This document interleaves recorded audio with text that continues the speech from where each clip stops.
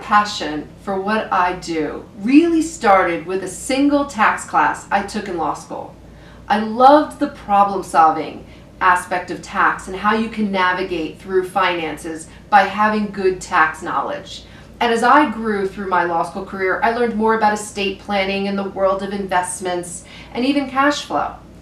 And what I found is, as much as I love these topics, most people don't. Most people never want to talk about money. And so what I realized is what I wanted to do with my life was help people navigate the different areas of finance. Because you can read a book about the world of finance, but ultimately human behavior is the hardest part to navigate when you're trying to take the right steps financially. And the one thing I always think about when I work with clients is, at the end of the day, money is practical. And we need to have people find a way to make sure that money works for them. Now, I've been fortunate over the course of my career. I work with a lot of people who are financially successful. And when I first sit down with them, it's really important for me to learn their story. And that's because in all the years I've been doing this, what I've learned is that all of us have what I call a money story, an interaction with money that occurred at a very young age. And that money story lays the financial blueprint for how we interact with money on a day-to-day basis. Now, money stories can be simple. They can be the first time you did a chore and you got an allowance, or it can be complex, like living in a household that can't afford certain things. But it's really important to understand what the story is. So for example, I work with an executive who in 1975 wanted a 10-speed bike.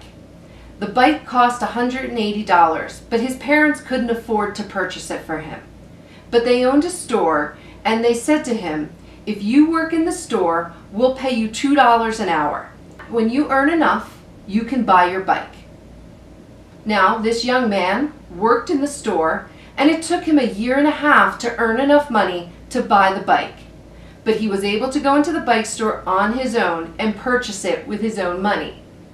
Fast forward today, this client of mine always believes that if he works hard, he can achieve a lot of his financial goals by setting the goal, working hard towards it, and saving his money.